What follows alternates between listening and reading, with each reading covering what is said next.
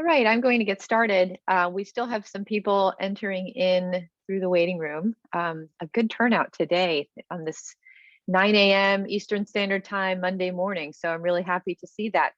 My name is Joanna Veronkovich, and I'm a faculty director here at the Center for Cultural Affairs at the O'Neill School of Public and Environmental Affairs at Indiana University.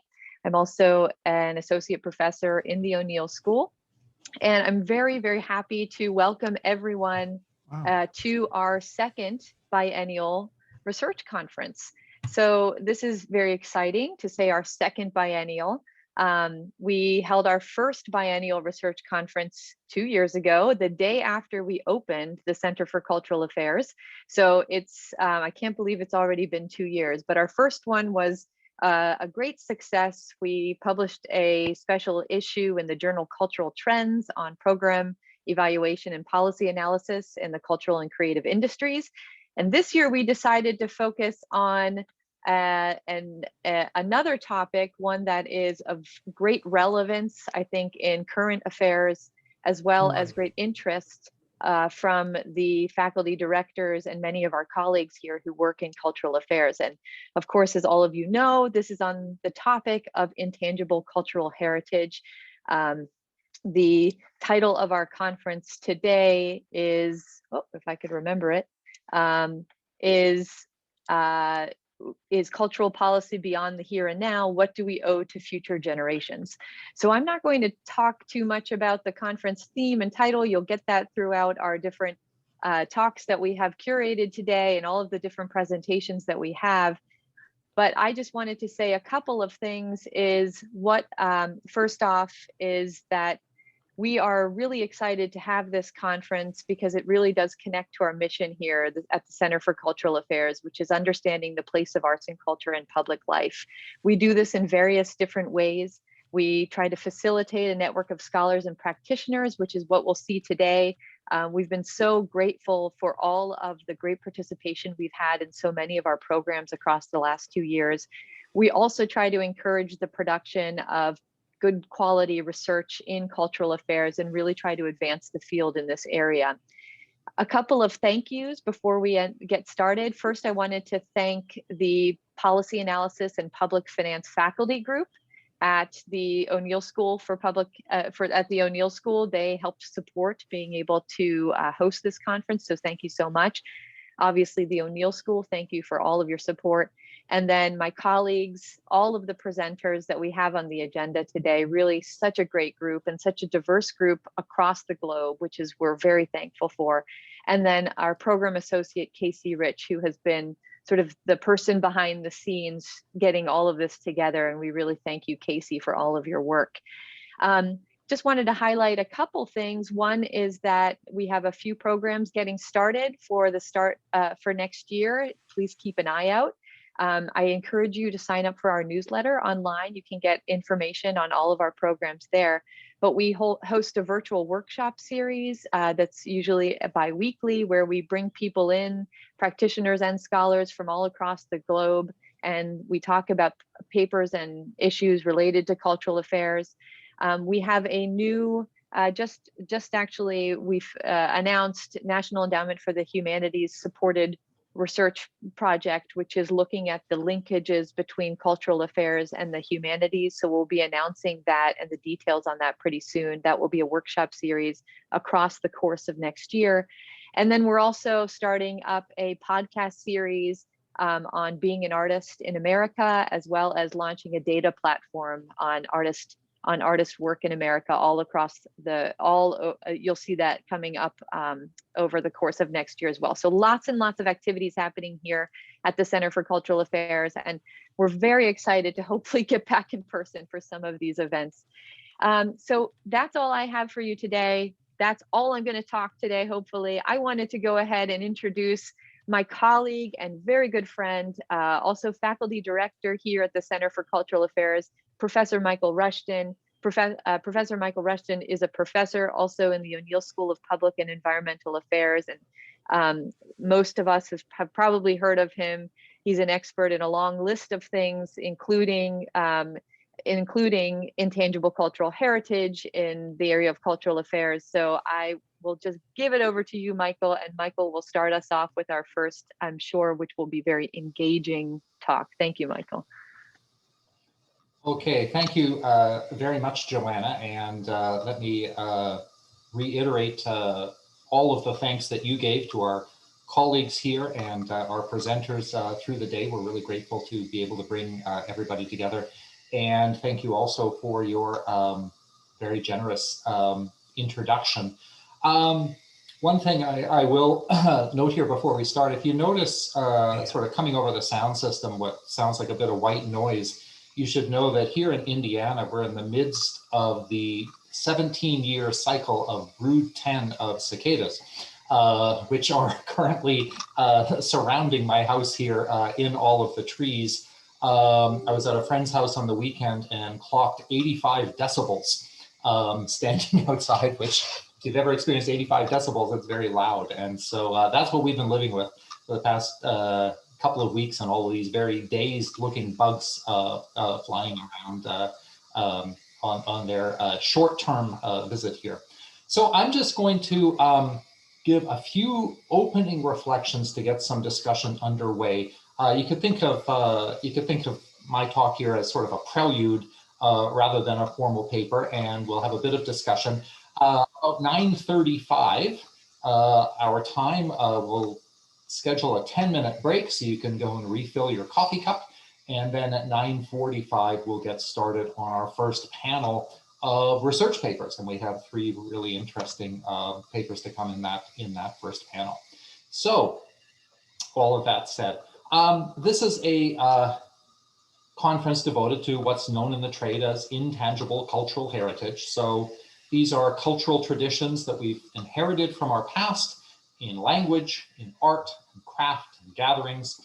And in a reversal of the old cliche so often heard at conferences, I'm going to offer more questions than comment. But there's a practical end in mind, and that is that the traditions that will be available to future generations depends on the decisions made by the generations that come before them. So it's an important topic because our choices now affect what these future generations will inherit, for better or for worse. And so what I'm after here, both in this talk, in my reading on this subject, and what I hope is going to become clear throughout the day, is how do we make good choices now? Because that's really what we're after. So a first thing I'll note, just to people who are new to this, is the key distinction between tangible and intangible heritage.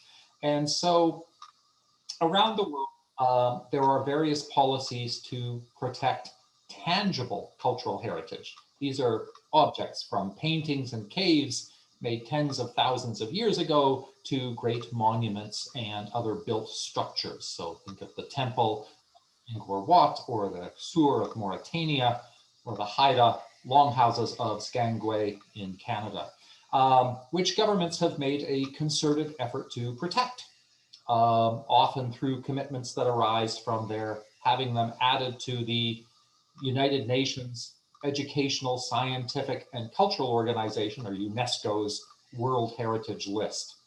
And works are added to this list by being of outstanding universal value, mind you, and they require resources to protect them from entropy and environmental change and looting and vandalism. Militants who deliberately damaged the Sidi Ya Mosque in Mali some years ago were actually charged with war crimes at the International Criminal Court. These were protected properties under the World Heritage List. Now, devoting resources to the protection of these sites is a political decision, and it requires the hiring of people to act as conservators and guardians of the site. But it does not require cultural practices. So preservation of ancient religious sites is actually not dependent on there being living worshipers at those sites. They're important because there once were worshipers. And the people hired to guard the sites need not have any particular personal attachment to them or to what activity took place there, at least for some of them, though not all, working to secure the site as simply a job, not much different from working in security for a factory or office building.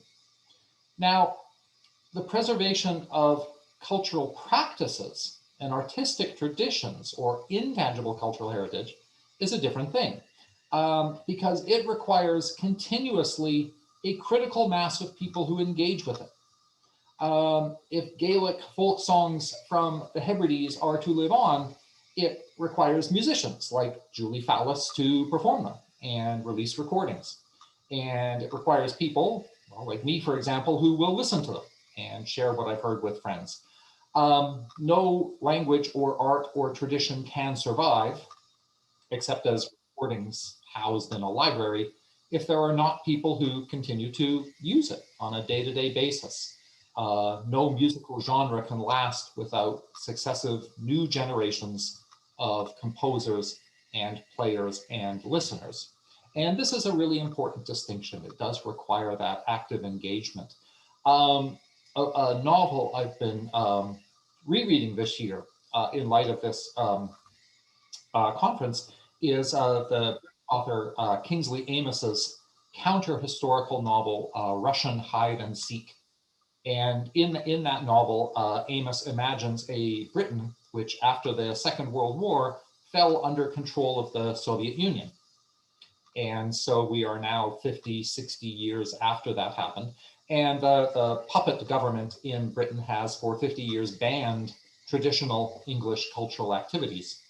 And but in response to growing unrest, the government decides to allow a production of Shakespeare's Romeo and Juliet, which is as a gesture of goodwill in permitting the presentation of what they call local folklore.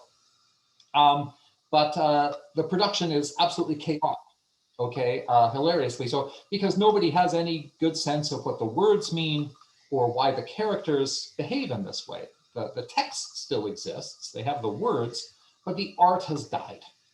The novel also has a brilliant parody of a folklorist who, armed with sheet music for the music hall song The Old Kent Road, gives a hilariously wrong account of the song's meaning. So something can be lost when people no longer actually sing a song that you can't get back.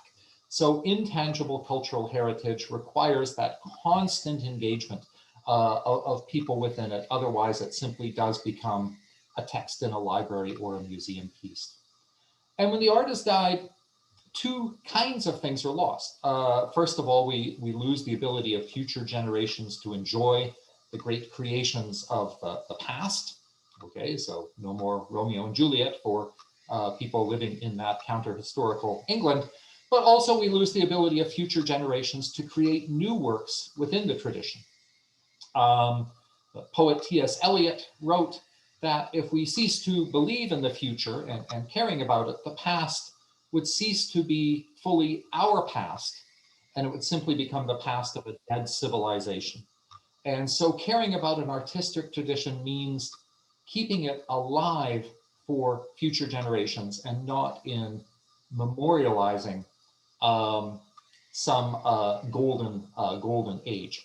So the preservation of intangible cultural heritage cannot simply happen through a decree, okay? It requires people to choose and to have the freedom now to converse and sing and invent in a language and to learn and perform and appreciate genres of art and to practice a craft.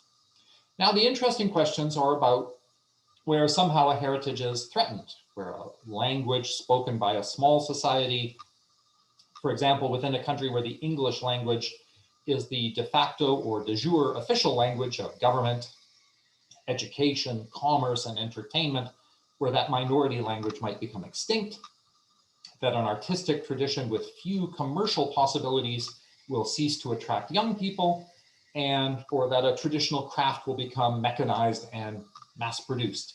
So what should we do?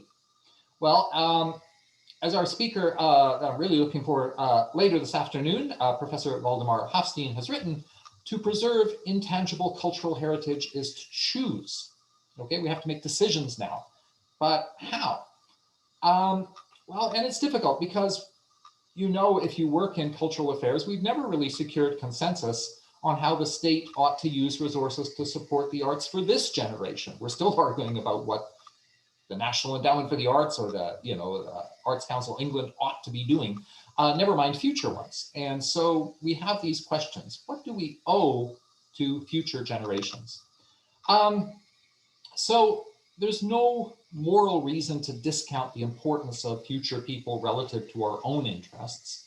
So the protection of the natural environment, although with some obvious disagreements over science and strategy, does give due attention to the future. But the environment is far more universal than our cultural choices. And so we get into difficult questions. Is there something special about Western classical music, for example, which relies on state and charitable support fairly heavily right now, that we would want to ensure its survival centuries hence?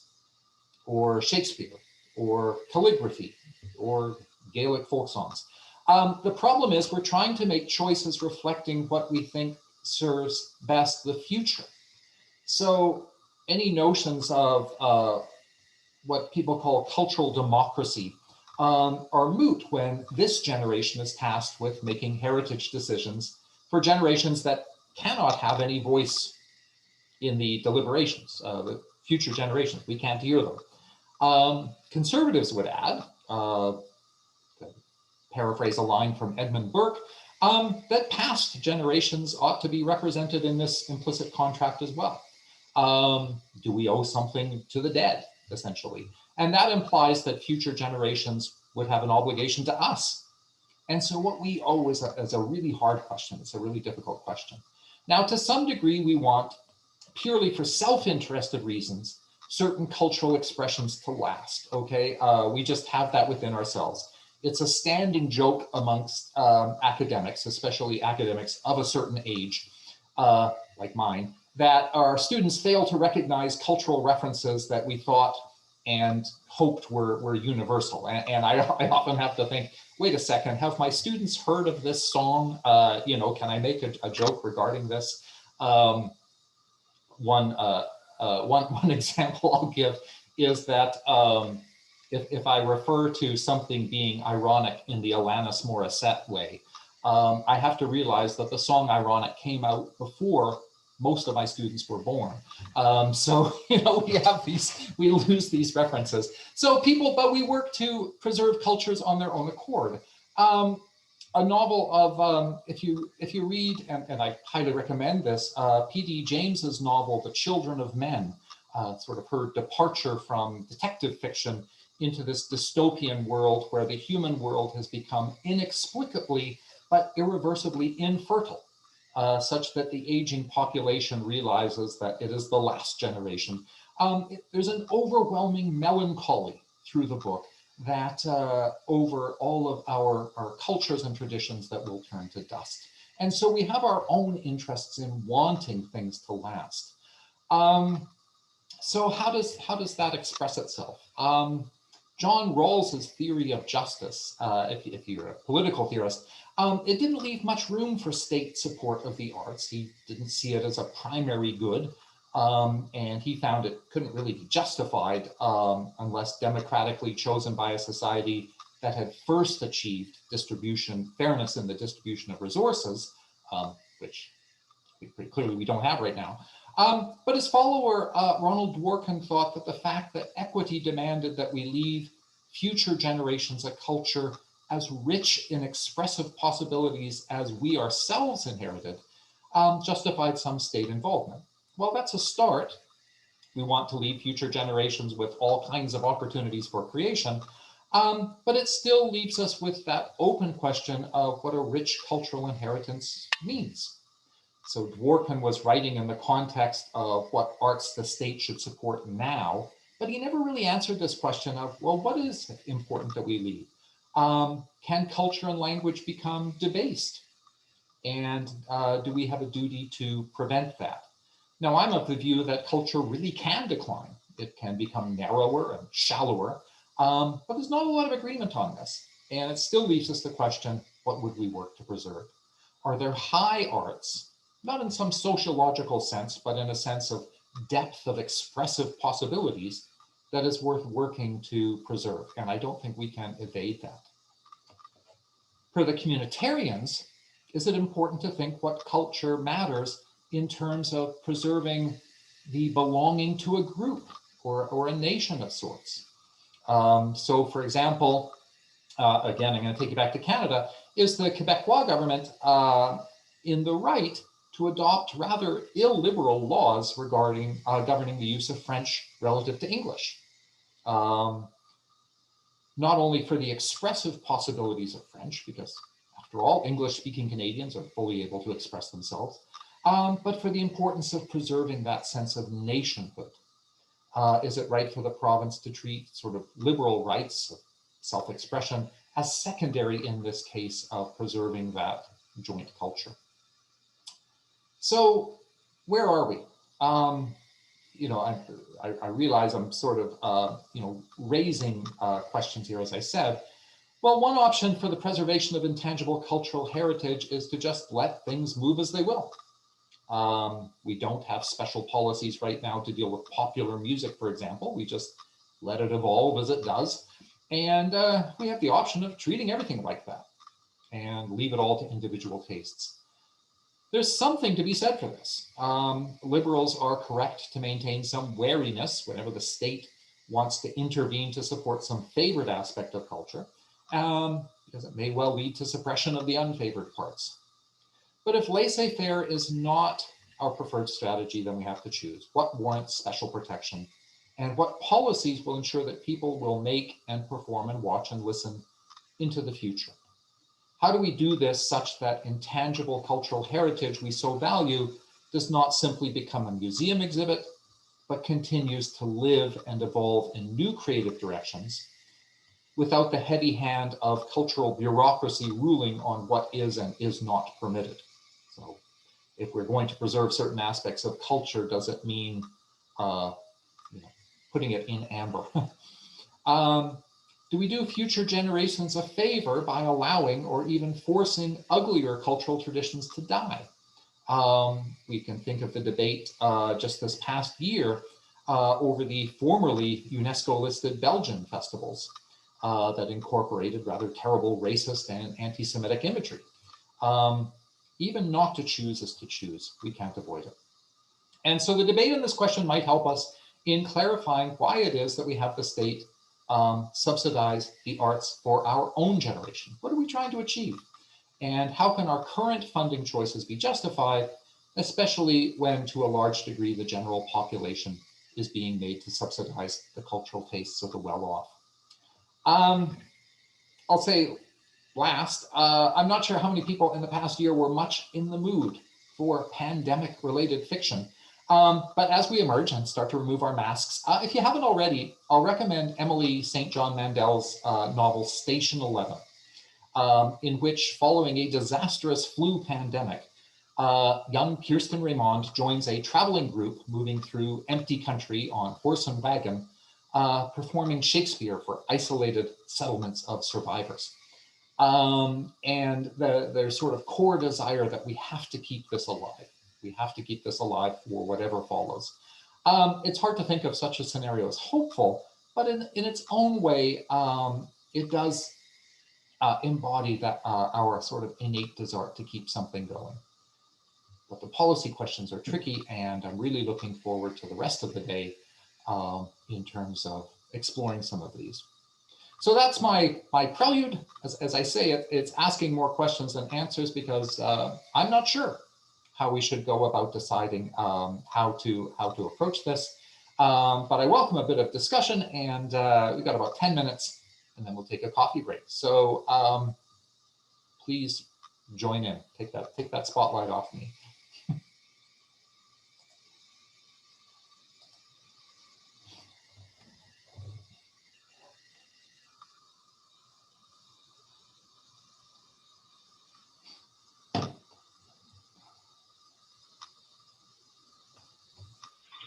Michael, can you hear me? I can, Bill, yes. A comment, and maybe it implies a question, which is, you move quickly over those aspects of the creative landscape that are not engaged through policy, and you talked about popular music. It's just allowed to kind of go its way.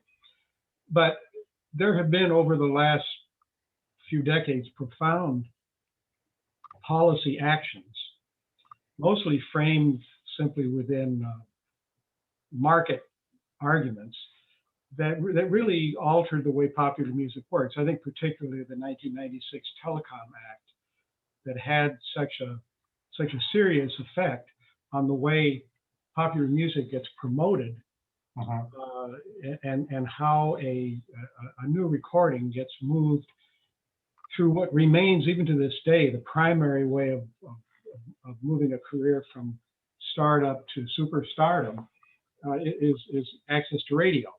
And the Telecom Act was intended to create price efficiencies within broadcasting and other media, including telecom.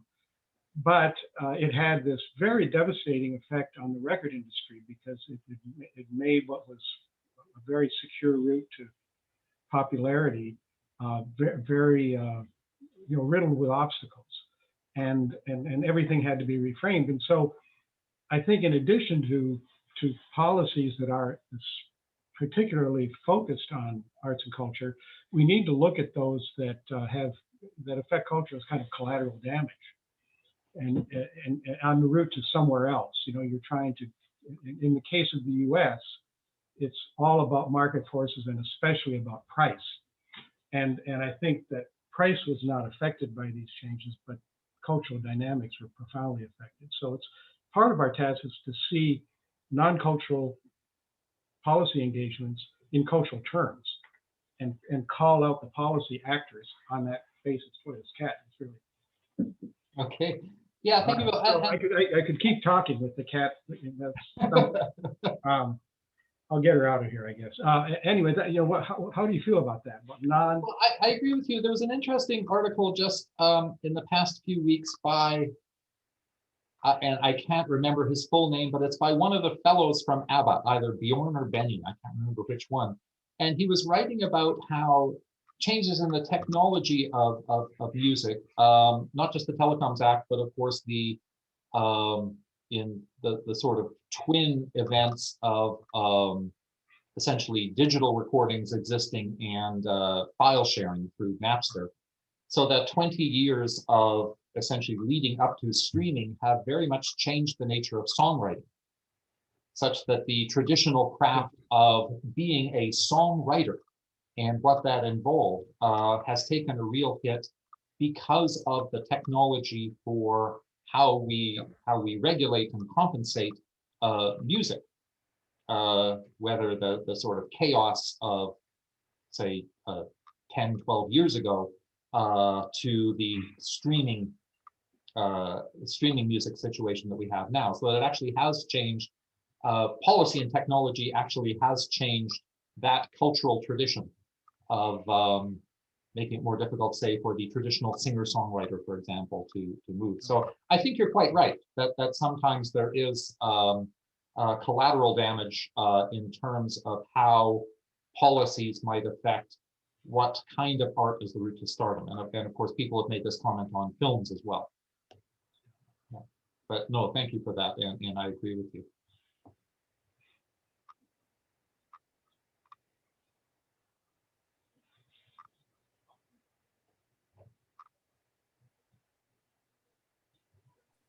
Hello, Michael. Can you hear me?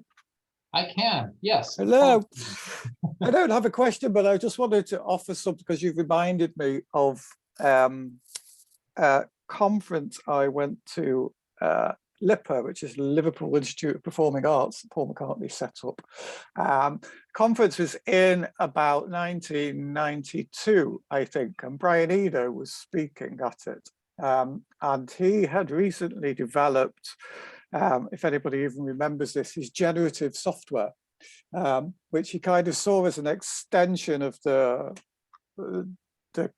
kind of serial music, I guess, that he'd used in his ambient works, that kind of repetitive and then minutely variants in his music. And he did a really interesting, and for my money, completely flawed, I guess, and maybe history has proved me right. But in his talk, he basically said that the idea of listening to music more than once was an historical anomaly that we would soon move beyond.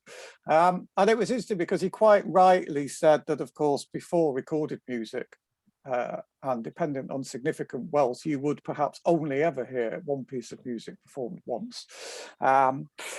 And that was quite fascinating, but he then extended that argument to say that generative music and software such as the one that he had developed meant that we would move beyond that entirely. And in the future, we would only ever listen to new music, and there would be no kind of cultural or social practice of listening to the same thing again and again, which just struck me as, I could see how he'd gone on that tangent into the kind of technological determinism, but it seemed to me to completely miss what was fundamentally human about those cultural practices and the experience of them.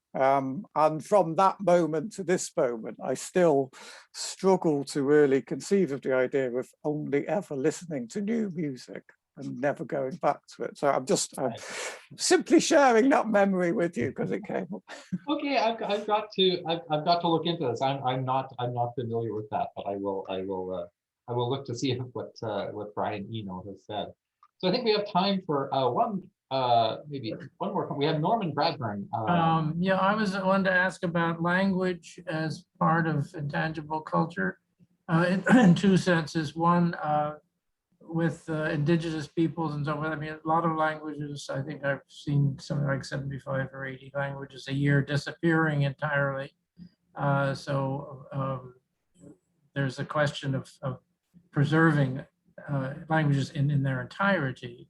And then there's the other question about as even a language that's spoken like English and so on all the time, evolve over time, so that after a number of years, it may be ununderstandable, like Chaucer or Shakespeare in some respects and so forth. Should those be, how should they be preserved? In a way, should they be translations?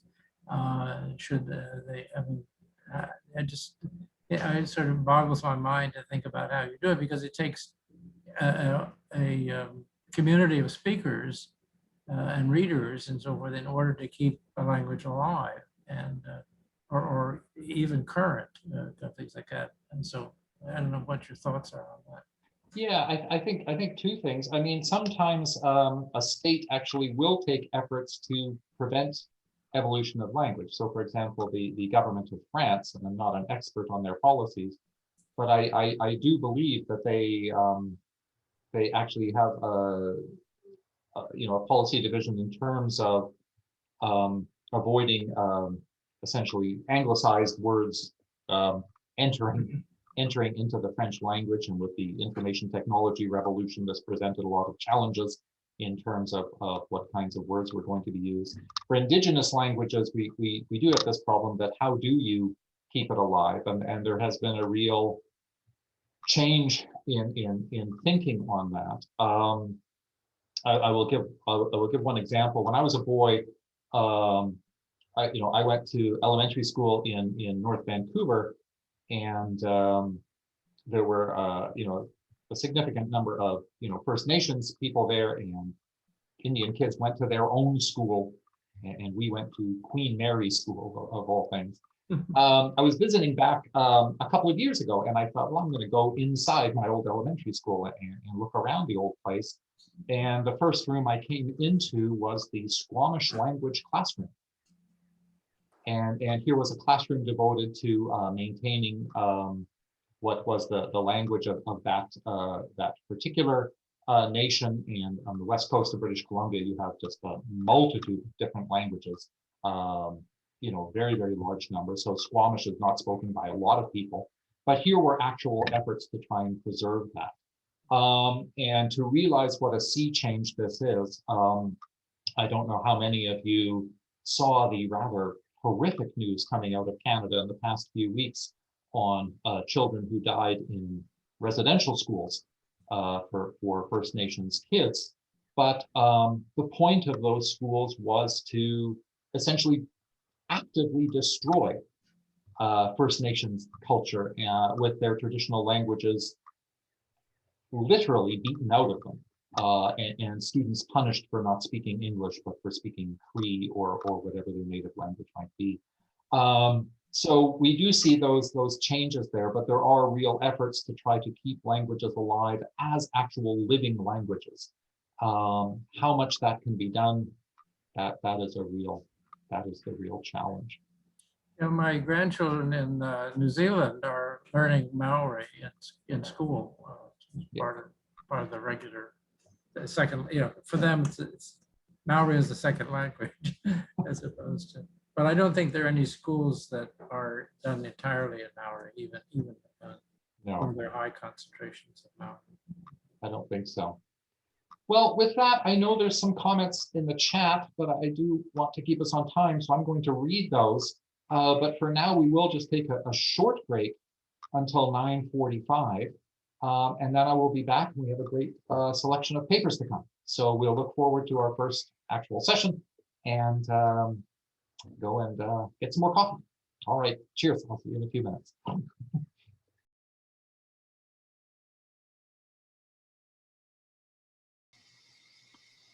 All right. Welcome back, everybody. So we're at 9:45, and again, good to see you all. And we have three really interesting and quite varied presentations in this first panel. I'm really looking forward to. And our first one looks like Stephen has the spotlight right now. I don't know, Stephen, if you're taking the lead on starting this off. You are. I am. But I will say from El Belfiore and Stephen Hadley, we have reflexivity and the perpetuation of inequality in the cultural sector, half awake in a fake empire, which I quite love that subtitle there. And so we'll look forward to this. I'm going to ask each presenter give you sort of a 20-minute max. And that will leave us some time for discussion afterwards. And this session will take us to 11:15, and then we'll have another break. So I'm going to hand it right over to you, and thank you for being here. Thank you. Let me set my timer. Right, I think I'm sharing screen first, so let me see if this is going to work. There we go. Is that good for if I start? Can everyone see that? Someone give me a thumbs up. Yes, excellent. Thank you. Yes. Okay. Right, stop my time. So, just two, possibly three caveats, just very quickly before I start the presentation. The first one is that you will see there are four names on the presentation here: myself and Ellie, and then Bria Heidelberg and Carol Rosenstein. This talk, this paper, in fact, originated in a virtual study group we did in the Cultural Research Network, the four of us, which was looking at the differences in the intellectual traditions between cultural democracy and cultural equity in the UK and the US. And we subsequently wrote a paper based on that between the four of us, which has subsequently spiraled off into two separate pieces of work. And this is one of those pieces of work. So I want to first and foremost acknowledge Bria and Carol's hugely valuable and important contribution. They're fantastic people to work with, whilst at the same time giving them a massive get-out clause if this article doesn't respect their particular points of view, given that we have been developing this as late as this morning in terms of bringing this together. And I think the key thing to say, just from mine and Ellie's point of view, is that we have been wrestling with the alligator of this article in this paper for a few weeks, and we would dearly love. We bring this to you in peace and honesty, and look forward to your contributions, but just to say in all honesty and frankness that it is a work in progress, and we bring you that. So let me just jump in then. So this is just going to outline the main argument that we make in the paper and in this presentation. And we look broadly at cultural democracy, cultural equity, and cultural diversity as three predominant policy directions, initiatives, sensibilities, perhaps ideologies, if you will, that all fall, I'm admitting people to the waiting room, I assume that's okay, that all fall within this idea of what you might probably call social justice in the cultural sector around issues around production, consumption and representation, both in the US and the UK. Ellie and myself wrote recently that it is the vanity of every age to consider itself in crisis.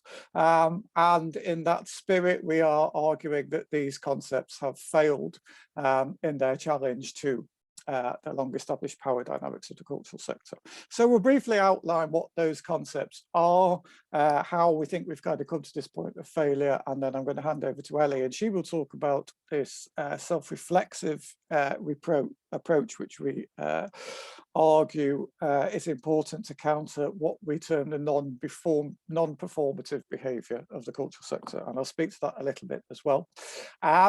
And to close, the paper concludes with this idea that unless we address this issue, we will keep reproducing structures of exclusion and facilitating what we have termed a non-performative woke democratization of culture. That is probably version 4612 of that phrase, and is potentially the one that we most welcome people's thoughts and ideas on as we go forward with the debate and the discussion. And some reason my computer, there we go. So in terms of this idea of cultural policies as non-performative, again, just very briefly, we focus on Sarah Ahmed's work, which takes the ideas originating with J.L. Austin and his work in language and linguistics, and obviously Judith Butler's work in terms of taking Austin's work into gender. Ahmed took these ideas into debates and discussions around diversity in higher education. And key to this, of course, is this idea of language as not only describing reality, but bringing something into being. As that Loxley quote there says, words do something in the world, this kind of performative sense. I guess the kind of go-to example, I'm not sure whether it originated in Austin, is when you get married. And you say, I do. And by saying that phrase, you perform an action in the world. I've been contemplating for the past few hours, because I have a very sick young daughter downstairs, whether I'm going to be sick also constitutes a performative, which is the one most dominant in my life at the moment. But both the argument is that too many cultural policies are non-performative. And we've got this quote from Butler here that we're going to come back to slightly later in the presentation, when Butler's talking about the performativity of gender. And she says that gender reality is performative, which means quite simply that it is real only to the extent that it is performed, and that a performance which is performative, gender is an act, broadly construed, which constructs a social fiction of its own psychological interiority. I've become particularly struck with this idea of the social fiction of the subsidized cultural sector's own psychological interiority, and whether we can actually understand these kinds of approaches to democracy, diversity, and so on in that way. So just very quickly, in case anybody's not familiar with these ideas, and just to acknowledge, as we do in great depth in one of the papers that will come out of this work, that these terms, particularly cultural democracy, which has an intellectual lineage in the US, which is different from its intellectual lineage in the UK. But what you can see is that they have, we argue they've got this kind of guiding shared ethos, which we've called the promotion of cultural opportunities of varying natures. But there are important differences about how these ideas want to address that change. Cultural democracy focusing on authority, power, voice, representation. Cultural equity, we read in the US context as focusing on what we've called there the representative distribution of resources. and a privileging of bureaucratic logics. And then diversity, looking at redressing the imbalance of representation of minoritized groups. One of the key things that we'll kind of talk about in terms of this concept of failure, and it kind of goes back to what you said, Michael, I think in your introduction, about there's a generational reflexivity to this when you come to a certain point of encountering problems anew, or indeed an old, that's not a word, is it? But you know what I mean. So just to give you a brief bit of the history of this, a landmark publication in the English and UK sector was a work called The Arts That Britain Ignores, which was published in 1976 by Nazim Khan. And it's interesting both in Khan's work and in Robert Hewison's review. This is not actually of the report, it's actually an obituary of Nazim Khan, who died recently. But both from that work and from Robert's review of it, we can see this kind of chronology of reterming and rebranding of ethnic and minority and black and minority ethnic and so on, as the policy framework tries to grapple with these things. There's a kind of neophilia about this need to constantly have new terminology as these old problems are kind of revisited anew. And I started by referencing the vanity of every age to consider itself in crisis, but there has been some work recently, and we're referring here to Per Mangset's 2020 paper, where he talks about the end of modern cultural policy and talks about the failure of the democratization of culture. And essentially, I guess in a broad sweep, those kinds of post-World War II post-Keynesian models that we have and remain very little unchanged, even through to our present time, worryingly unchanged, I guess. So last slide from me before I hand over to Ellie, just a small snippet of the evidence and the acknowledgement of the lack of change. This is from Arts Council England report, kind of self-reporting, I guess, on their own progress in terms of equality, diversity, and the creative case. And Nicholas Sirota, who's appointed chair of Arts Council England, saying the long-standing issue of underrepresentation in both the portfolio, which is the Arts Council's just under 700 annually funded clients, I think, and Arts Council itself, has to be recognised and addressed, because yet again, diversity initiatives, which included this whole lot of language and reporting and new terminology and so on, has failed to effect change. So at that point, I will hand over to Ellie. Thank you, Stephen. So let me see if I manage to share my screen without too many issues. So I hope you can see this. Can you see it? Yep, we can. Yes. Excellent. So I'm trying to sorry, to play from. That's the one. Yeah, no, it's just here we are. No, that never is smooth with me. But yes, in trying to make sense of the picture that Stephen has just summarized for you, and in kind of wondering how could it be that so many efforts to democratize culture, to make it more representative, to achieve cultural equity and more a more diverse culture in different countries, in different policy contexts, could have brought about such little difference and such a little change.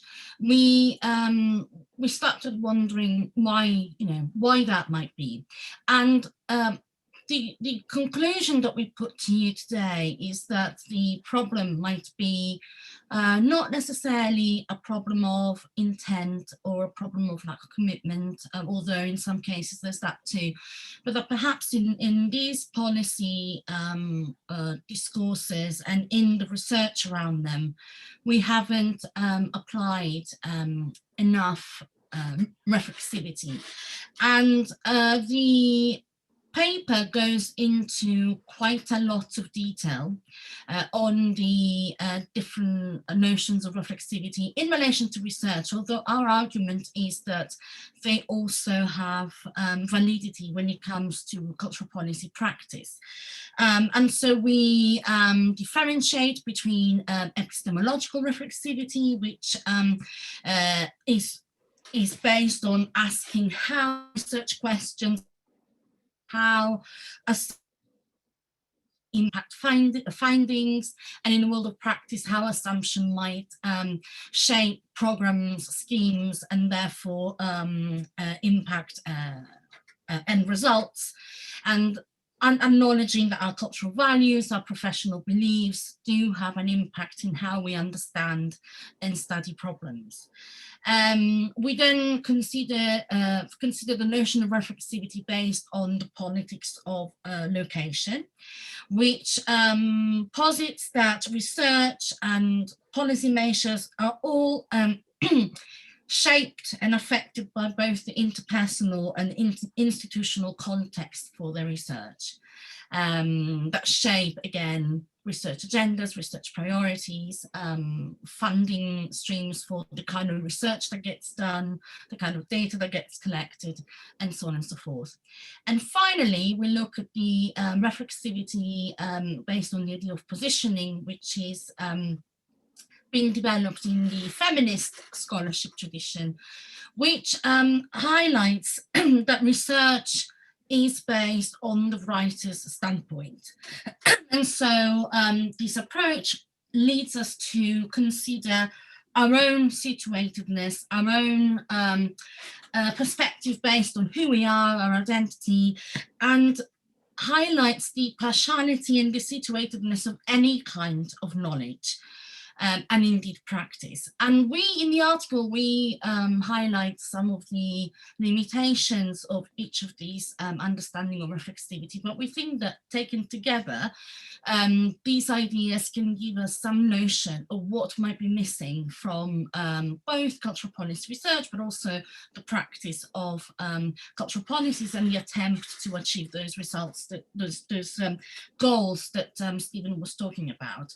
And so we suggest in the article that a self-reflexive approach is a non-negotiable step of making some change and moving forward from a position of not much change in 60 years of democratization and diversification policies. And so in asking why these failures of these policy goals, despite numerous schemes, funding stream, reports, initiatives, training activities, both in the UK and the US, why so little change? And that's here that Hamid comes again handy. And so does the concept of the non-performative, because writing in a policy document that you are committed to social justice, to equity, to diversity, does not in itself bring about change. And in fact, the work that Hamid does, which we can't do justice in the short presentation, shows how quite often when institutions make big, bold statements and commitments to diversity, which in theory are meant to hold the organization to some kind of change in practice and change in behavior, actually it's precisely the statement of that, the public statement of that commitment, which blocks change, because those statements, those big declarations are non-performative in the sense that they do not bring about the effects that they name. And actually, she suggests that sometimes those public statements of commitment to diversity are precisely intended to substitute for the action that it's not really going to follow it.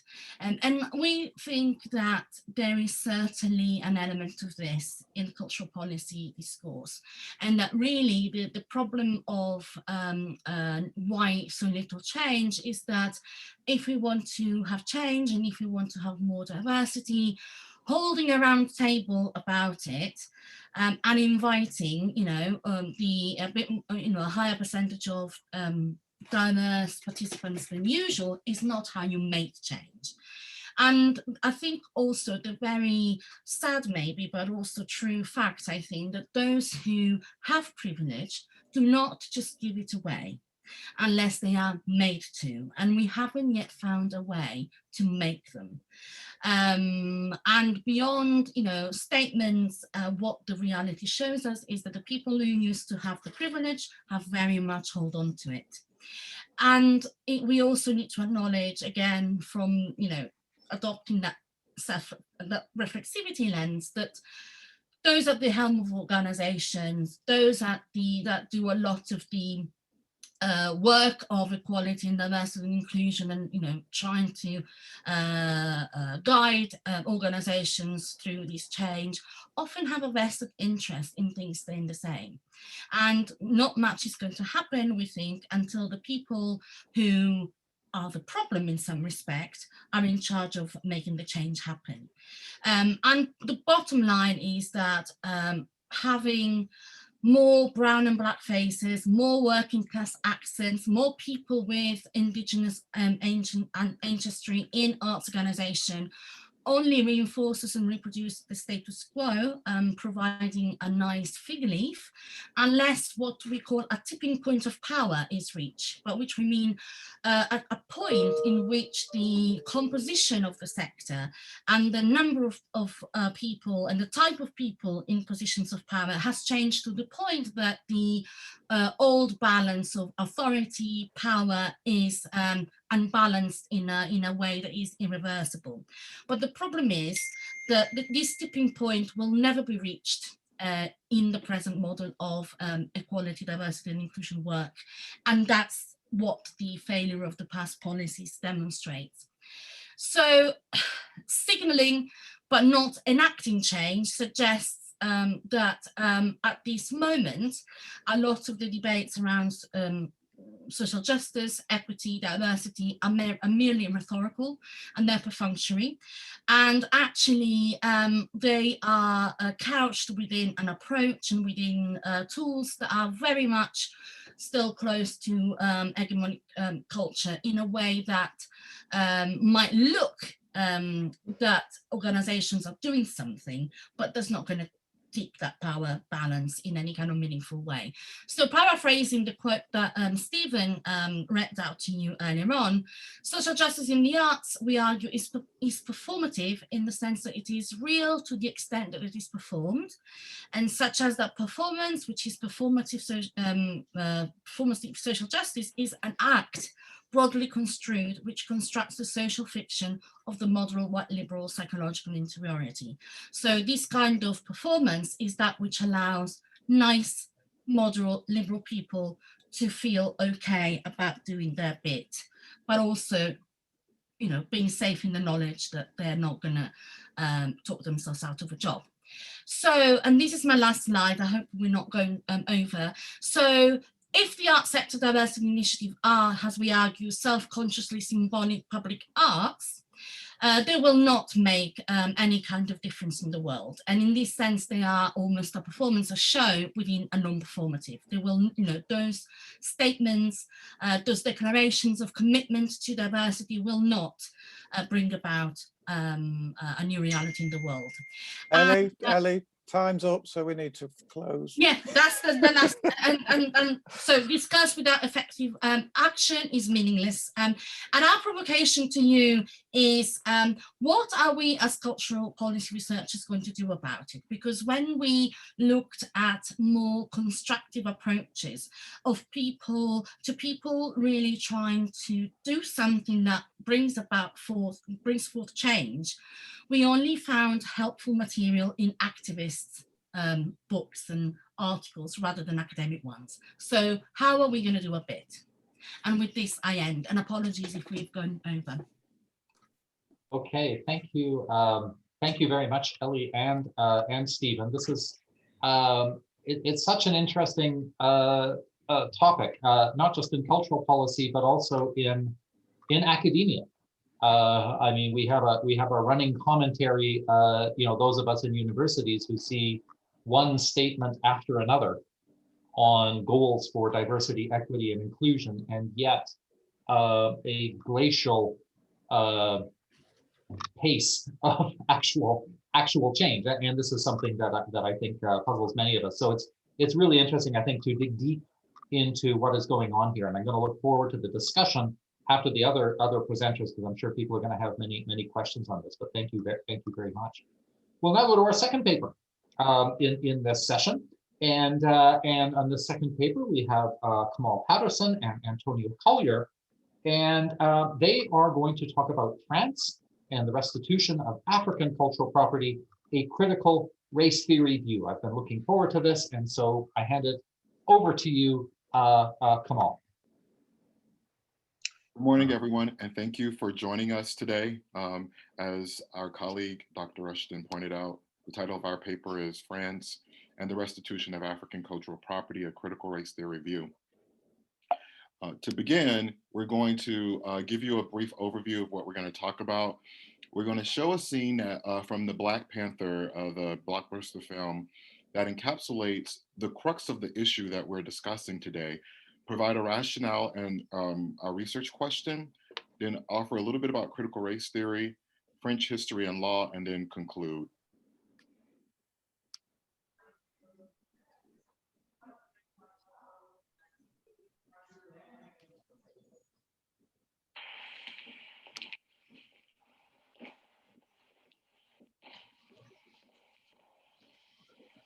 Good morning. How can I help you? I was just checking out these artifacts. They tell me you're the expert. You could say that. They're beautiful. Where's this one from? The Bobo Ashanti tribe, present-day Ghana, 19th century. For real? And what about this one? That one's from the Edo people of Benin, 16th century. Now, tell me about this one. Also from Benin, 7th century, Fula tribe, I believe. Nah, I beg your pardon. it was taken by British soldiers in Benin, but it's from Wakanda, and it's made out of vibranium. Don't trip, I'm gonna take it off your hands for you. These items aren't for sale. How do you think your ancestors got these? You think they paid a fair price? Or did they take it like they took everything else? So I'm going to have to ask you to leave. You got all this security in here watching me ever since I walked in, but you ain't checking for what you put in your body. All right, mate, let's have it. Come on, mate, time. I think she might not be feeling too good. Hey, somebody get some help. Come here, call it.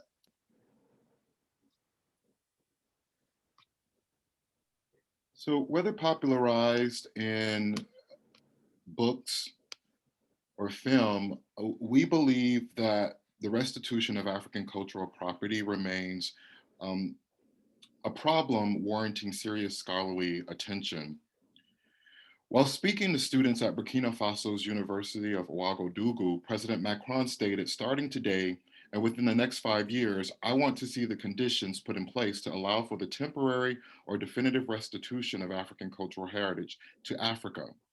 However, in our view, too often discourses about the restitution of African cultural property exclude the perspectives of the formerly colonized, especially if they are of African descent. For example, the Congolese activist Mwazulu Diabanza has been protesting colonialism by going around Europe and looking specifically in European museums and taking objects that were taken from different African countries and basically performing the protests of these acts. Of course, museum security typically stop him before he can leave the door.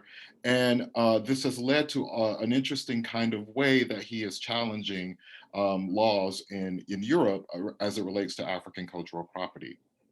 Though extant literature provides insights into how France might realize Macron's vision, Paquette remains sympathetic to French colonizers whose resistance to the restitution of African cultural property continues to cause creative, cultural, psychological, and spiritual harm to people of African descent. This led us to pose the research question: in what ways might critical race theory advance and inform policies that promote and preserve African cultural property for future generations, especially for those of African descent? Derek Bell, one of the founders of critical race theory and the first Black law professor at the Harvard Law School, explained that CRT is often disruptive because its commitment to anti-racism goes well beyond affirmative action, civil rights, integration, and other liberal measures. Most recently in 2018, Bridges articulated 4 principles of critical race theory. These include, number 1, recognition that race is not biologically real, but is socially constructed and socially significant. It recognizes that science, as demonstrated in the Human Genome Project, refutes the idea of biological racial differences. Number 2, acknowledgement that racism remains a normalized feature of US society, embedded within systems and institutions, such as the legal system, or in our paper's case, the global creative economy, which replicates racial inequity and injustice. This assertion dismisses the idea that racist incidents are aberrations, but instead are manifestations of structural and systemic racism. Number 3, rejection of popularized arguments about racism that confine it to a few bad apples. CRT recognizes that racism is codified in law, embedded in structures, and woven into public policy. CRT also rejects claims of meritocracy or colorblindness and recognizes that it is the systemic nature of racism that bears primary responsibility for reproducing racial inequity and injustice. And lastly, number 4, recognition of the relevance of Black, Indigenous, and people of color's everyday lives and to scholarship. However, critical race theory today is under attack from the radical right in Australia, France, the UK, and the US. However, we provide 5 examples here that support our assertion that anti-Black racism shows up in France and in French society. Number 1, a recent report implicates France in enabling the genocide of at least 800,000 Rwandans. Number 2, last summer, 5 Black members of the ballet circulated an open letter among the Paris Opera's 1,800 employees, which led to the commissioning of a report resulting in the discontinuation of Black and Yellowface and the appointment of a chief diversity officer. Our third example, President Macron and his ministers have castigated the importation of certain social science theories from American universities, i.e. critical race theory, for leading to the ethnicization of the social question, and prominent intellectuals such as the philosopher Pierre-André Turgenev have denounced discussions of race, indicating contemporary anti-racist critics of the French state as guilty of anti-white racism. Number 4, when speaking to the French press about the unanimous passing of a bill to restitute African cultural property to Benin and Senegal, the French Minister of Culture, Bachelot, said, "The bill is not an act of repentance, but an act of friendship and trust." Is not colonialism an inequity for which France should seek repentance? And number 5, according to Casconi, French authorities seized a massive haul of more than 27,000 Roman artifacts believed to have been illegally excavated throughout eastern France. Officials believe the treasures are worth almost 800 euro or almost $1 million US. Is it not hypocritical for France to seek the return of its cultural objects while maintaining or retaining the looted cultural belongings of people of African descent? Given these examples, instead of asking, does anti-Black racism inform discourses about France's restitution of African cultural property, CRT compelled us to ask, in what ways does anti-Black racism inform discourses about France's restitution of African cultural property? Kamal. Thank you, Dr. Kyler. French President Emmanuel Macron's 2017 plan to return African artifacts was an overdue proposal. He stated that within the next 5 years, conditions should be met for a return of African patrimony to Africa. This announcement was surprising to many in France, Le Monde reported. Macron's pronouncement, if followed through, would demonstrate a seismic shift on colonial restitution because French patrimonial protections began with the 1566 Edict of Moulins, which affirmed that the property of the French crown is inalienable. Slide. For repatriation to be possible, Macron promised to oversee changing the legislation that has long considered such works the inalienable property of the French Republic. Without this legislation, repatriation would have been doubtful because of a lack of bilateral treaties between France and its former possessions concerning heritage, and the strict interpretation of French cultural patrimony laws, especially France's inalienability law. In their report outlining how France could legally repatriate African heritage, Sarr and Savoy did suggest using the law of exception that was brandished in 2010 to return 16 Maori heads to New Zealand after a vote by the French legislature. The French Parliament's finding an exception to the rule of inalienability for certain Senegalese and Beninese objects was necessary because France has no heritage treaties with Africa, and sub-Saharan African countries do not have the same leverage and bargaining power as Egypt and Turkey. Egypt and Turkey refused to grant or even revoke permits for heritage professionals affiliated with museums allegedly containing stolen Egyptian or Turkish antiquities. Slide. Sarr and Savoy were commissioned to prepare a report on the provenance of cultural objects from Africa in French public museums. Their report, The Restitution of African Cultural Heritage Toward a New Relational Ethics, settled on the concept of consent to assess whether African objects should be repatriated. The Sarr-Savoy report considers compulsory relations between colonial law and cultural heritage extraction, and along with it, whether or not there was consent from the countries of origin during the time of acquisition and removal of the objects and their dispatch to mainland France. France voted to return 26 cultural objects to Benin and Senegal in July 2020, based on the report and a finding of a lack of consent.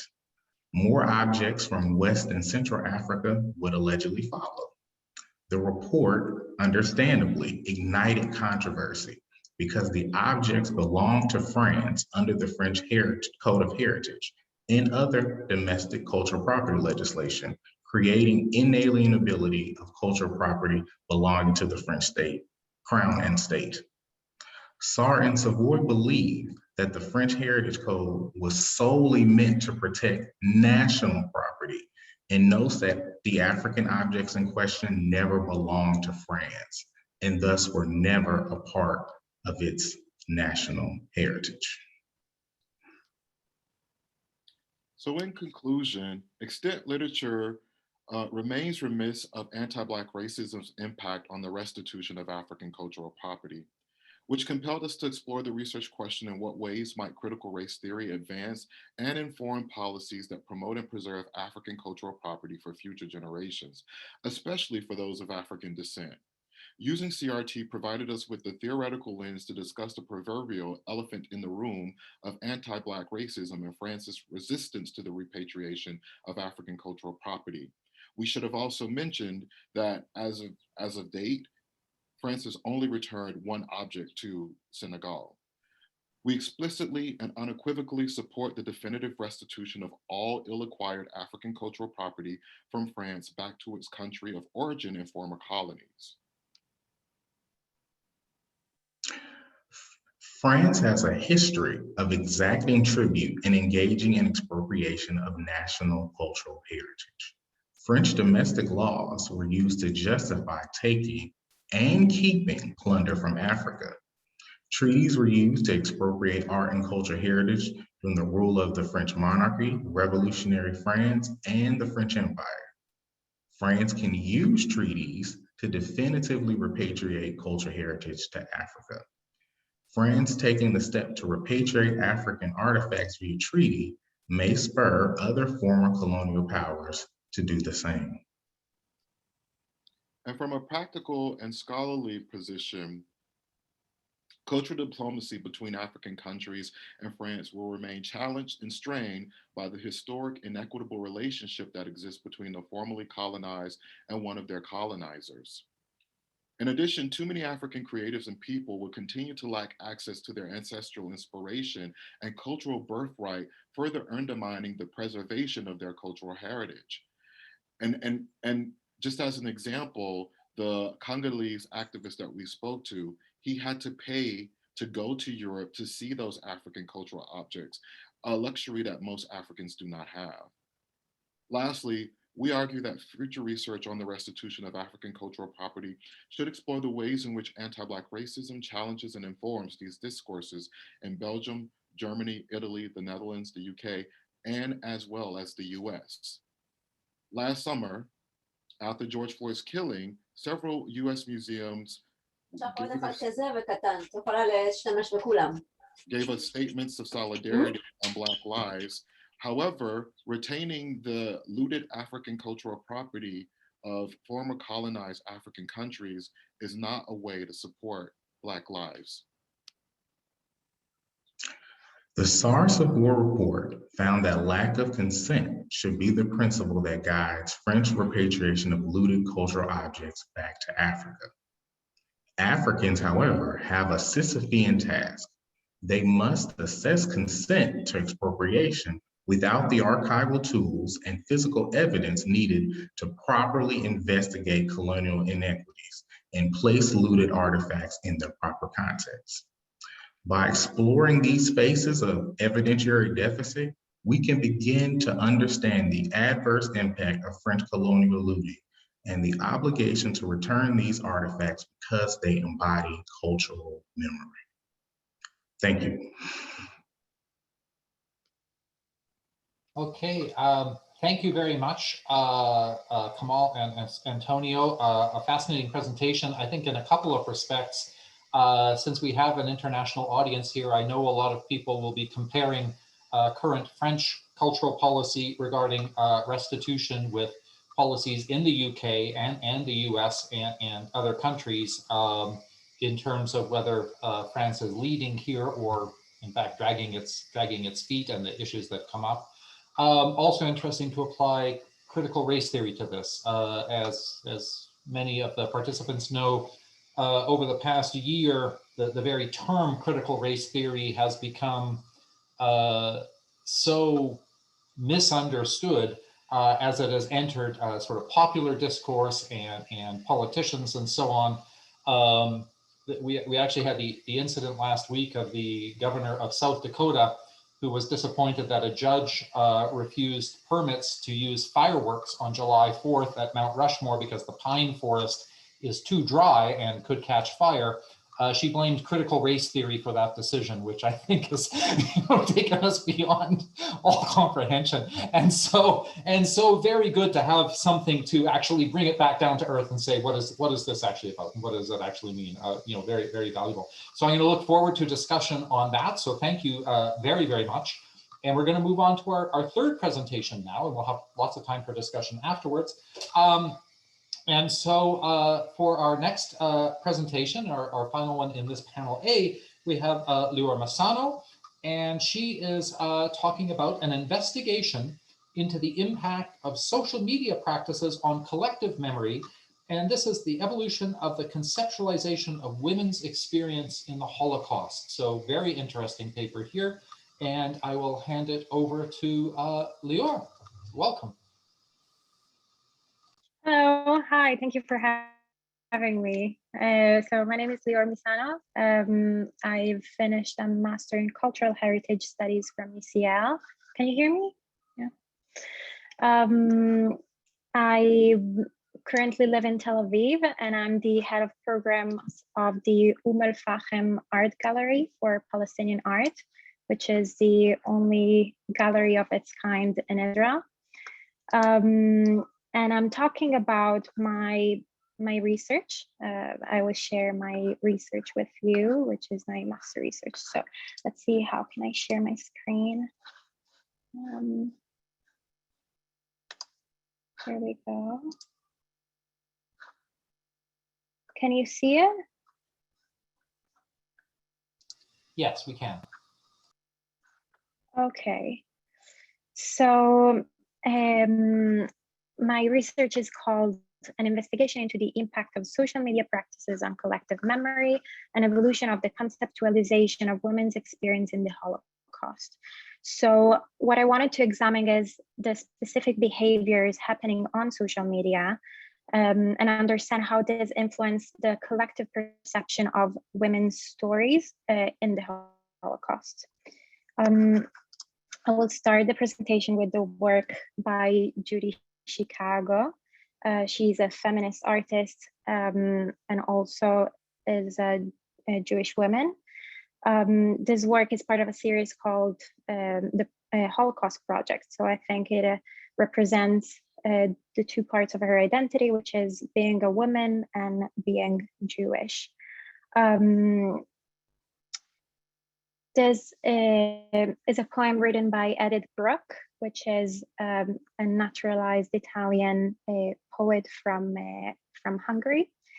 She is also a Holocaust survivor, and she writes, "To be born by chance, to be born a woman, to be born poor, to be born Jewish. It's too much for a single life."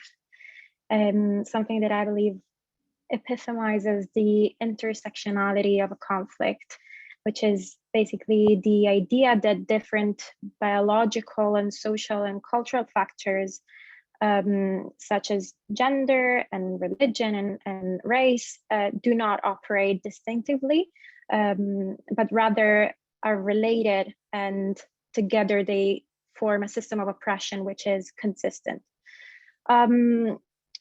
So this is the main topic of my research and what I was interested in finding out. So we'll talk about social media, which has become a crucial way for people to document and express their thoughts and feelings and share their experience. And it seems only natural that it would be a way for people to, for how people remember their history and commemorate their significant events, which includes obviously the Holocaust. For many years, the memorialization practices of the Holocaust were mainly a product of formal institutions such as museums or memorial. And more recently, this memorialization process had been decentralized, allowing a much broader public to engage into the memorial practices. And this also has to do with the impact of social media. I will give a short background, since we all come from different disciplines, about the theoretical backgrounds of my study. I think we have to make a distinction between history and memory, which is a distinction made by Pierre Nora, and memory, unlike history, doesn't claim to be an empirical fact, I would say, but it's rather composed by elements that build personal identity, such as the social environment, the books we read, the news we hear, and the social interaction overall. Collective memory is the way in which a society or a collective remembers its past, and it also evolves through time. Cultural memory is the study of the relationship between culture and memory, which means that memory is much influenced by social interactions, and it's in conversation with the cultural context. The way in which a society remembers some historical event is not the same throughout time, and it can change. For example, the way in which we remember or speak about the colonial past has changed throughout the years. It's not the same way we used to think about it or talk about it 40 years ago, let's say. So the collective perception of the Holocaust has not been the same throughout the years. And different communities and cultures remember differently the Holocaust. So for many years, scholars and historians have written about the events that took place in the Holocaust in a way that wanted to highlight the universality of this event, and wanted to focus on really the uniqueness of what happened, which led to the perception of what was the male experience that was the dominant within this context, and somehow marginalizing personal stories of women. This was based on the principle that men and women would probably experience similar experiences, since the persecution was aimed to the execution of the whole Jewish race and not based on gender.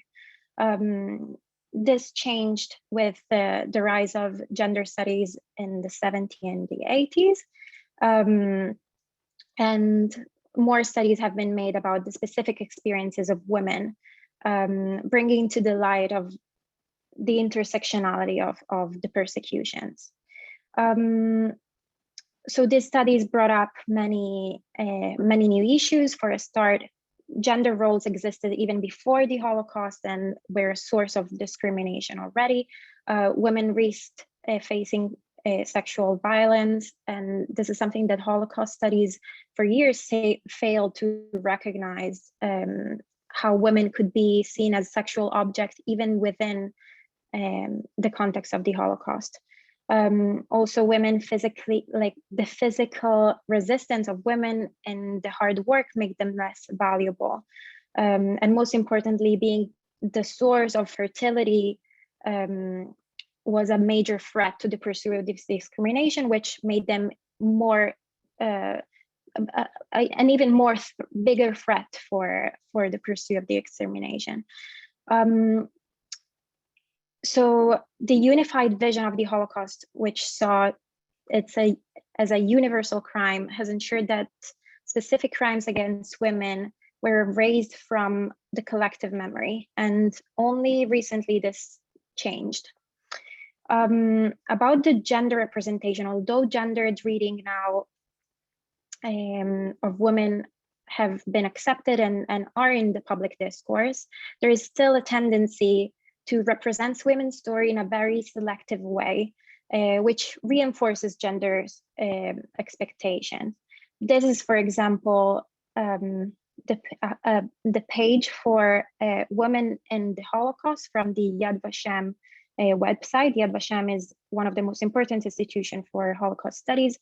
And as you can see, it's clearly divided into very set categories. We have the motherhood, caring for others, womanhood, faith, friendship. Those are clearly gendered specific role for women, which even if the institution knows and are aware of this ethical discussion, are still there and are still represented in this way. So feminist scholars say that women have often been used as objects of memory, which means that they've been archetypes into categories of suffering. This is written by Professor Baumel and Young and Zelitzer and many others. Those categories often serve a bigger historical narrative, which is usually what a museum would have. Every museum or public institution serves in somehow a bigger narrative. And what I was curious to see is if on social media, the memorial practices performed by the infinite audience of social media change those categories. So what I did is looking at hashtags. I looked at hashtag of women and Holocaust together, and I manually looked on a lot of images, trying to find out if there is some patterns or repetitive images. Some of them definitely yes. One of them is the image of Anne Frank, for example, which is shared. I made a distinction between public users and private users. So the image of Anne Frank became a symbol of youth and innocence and was shared by both private and public users. Another category that I found quite often was the figure of the warrior, which represents the woman's bravery. And I believe still reinforces gender categories by the fact that the woman has been represented in a way that she adopts a very male predominant gender role. So in this way, she's considered a hero because she adopted a male gendered role. A category that I found really interesting was the association of Holocaust survivors with contemporary Israeli soldiers.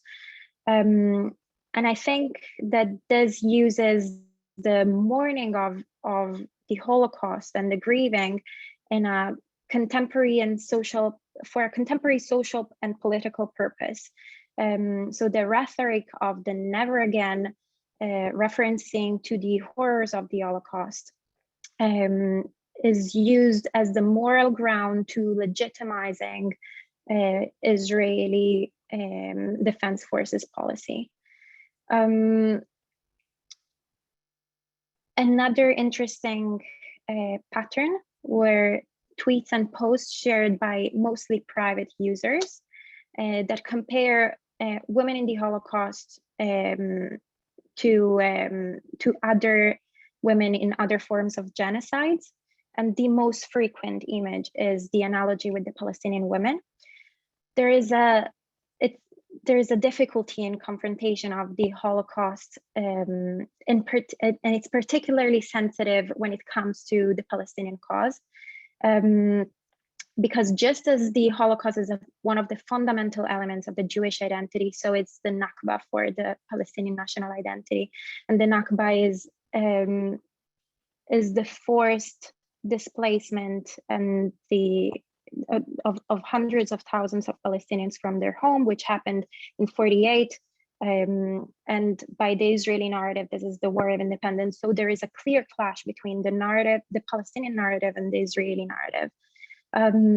So in Israeli dominant culture, the link between the Holocaust and the Nakba is simply not tolerated. And however painful the Holocaust and the Nakba were, one can only acknowledge one at the expense of the other. I cited Mark Rotherberg in his theory about multi-directional memory. He talks about the term of competing narrative, which I think it's really fit for the specific topic, because he talks about memories who compete with one another instead of feeling of solidarity. And I think it's it's very specific for the case of the Nakba and the Holocaust, because one cannot be recognized at the same level with the other. Rothberg proposed a term of multi-directional memory instead, and which allows the comparison and the connection between different stories, and allowed them to publicly be recognized and therefore connect to one another. The most interesting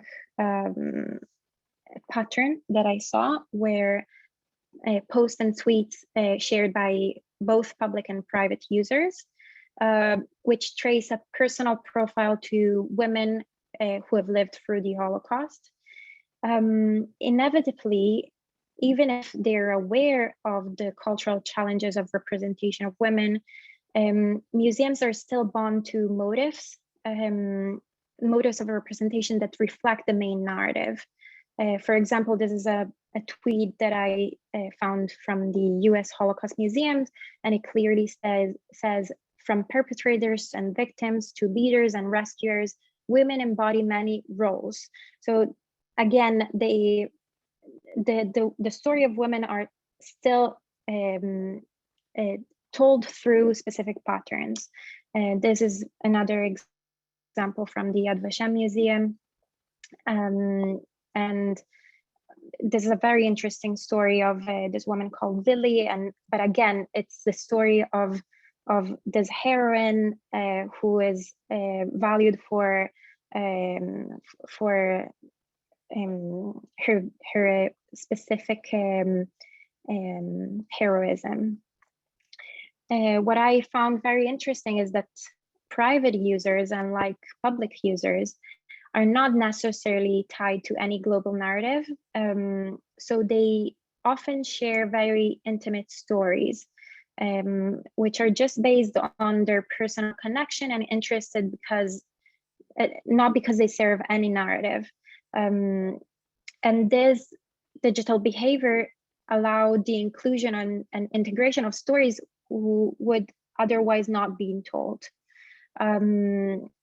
And this led a lot of stories to be heard and give a new perspective of about the women experience in the Holocaust. This is, for example, a post that I shared about a woman in my family that she shares my last name and I've never heard of her, and I shared her story on social media, and this is just one of the mnemonic processes that happen on social media.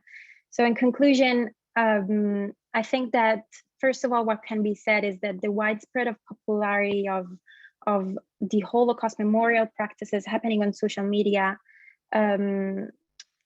really reduces the concern of possible forgetfulness of the Holocaust. It's clearly not happening. And the memory continues to function as we move from the historical event of the Shoah.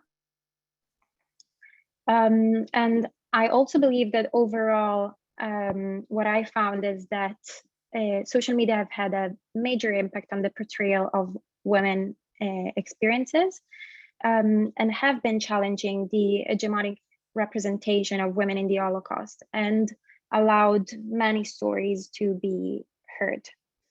I'm done. Okay, thank you. Thank you so much, Lior. Really interesting paper and presentation.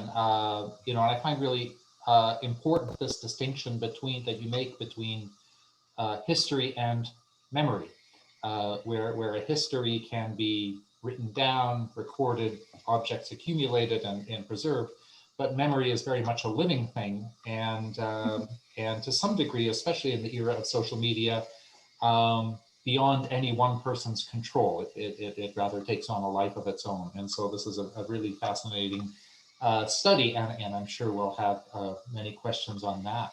So we've had three very different but really interesting presentations this morning.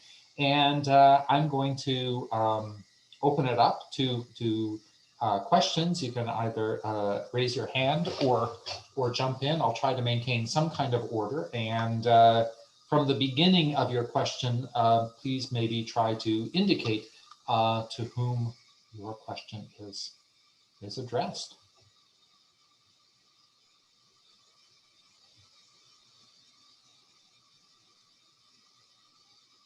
Okay, I'll ask a question again. Okay, Bill. This in a sense is addressed to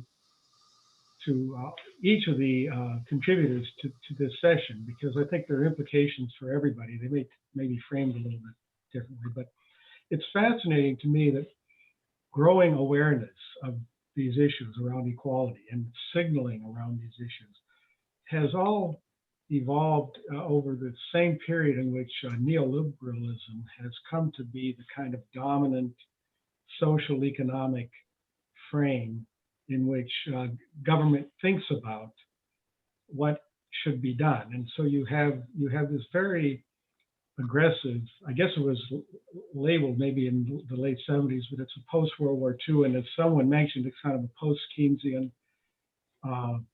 way of talking about how the economy relates to society. And so you have this era in which we're signaling when government has a hands-off approach to many aspects of many realms of power, particularly the economic ones. Market forces and market issues and economic concerns kind of dominate, and those neoliberal ideas about the primacy of competition and the notion that the economy is sort of the dominant actor in social change, I think it makes it very tough for people who are constructing cultural arguments of any kind that ultimately rely on government behavior in order to bring them to some kind of fruition. And I think there's a sense in which that notion of, are we simply shouting into a tough wind, and that tough wind might be the dominance of neoliberal values. And I just wonder if any one of the contributors to this session wanted to weigh in on what I realize is quite an abstract and very general kind of question, but I just wonder if we're operating in an especially difficult environment in which to mount cultural argument. Maybe nobody wants to comment, but. Actually, I would like to, Bill, and it's a very complex question, but I think that there are some data that might help guide us to an answer. So in a neoliberal economy, I think even in neoliberal economies, there is this focus on wealth generation and the acquisition of money to, some very ruthless ends. But it seems to me that capitalism and white supremacy and consumerism are at odds with each other, particularly here in the US.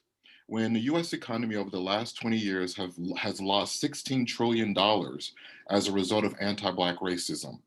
Hollywood loses $10 billion a year as a result of anti-Black racism, and higher education loses $956 billion annually as a result of racism and educational inequality. So there's something else going on, I believe, that isn't necessarily driven by economy when people will leave that kind of money on the table to hold on to white supremacist, patriarchal, heterosexist, normative kind of ideologies. So then I pivot towards Audre Lorde, who says that the master's tools will never dismantle the master's house. If money is a tool of the master, maybe money won't be the way that we address and solve this issue. Thank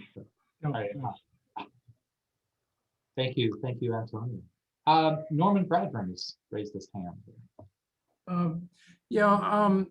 I was interested in repatriation of art objects in France and other countries.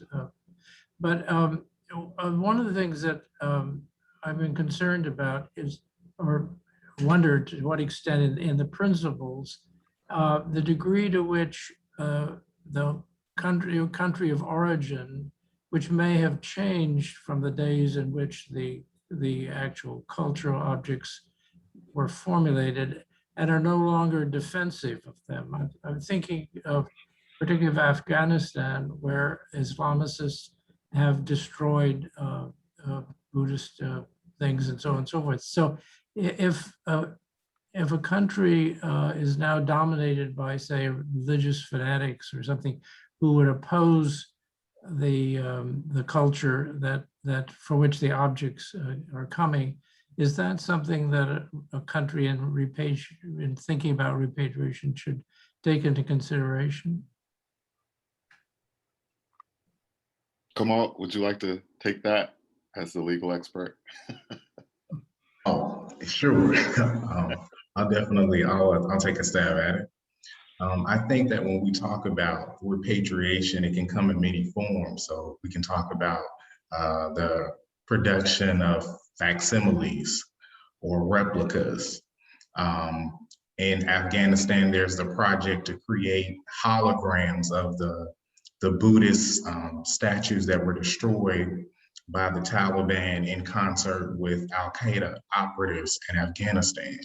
So returning the originals to the communities from which they were taken or that originally fashioned them is a thorny issue, but I think technology with 3D printing, holographic technology, that might allow for some type of custodian relationship with the original community by creating these reproductions of the original object.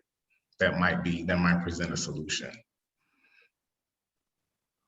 It's an interesting question, because my understanding of, say, the UNESCO World Cultural Heritage List, and here I'm talking about tangible cultural heritage, is that it expressly indicates that this is the heritage of the world, right? It is a shared cultural heritage, and that a country takes on the duty to preserve these objects, but with the understanding that these are of world value.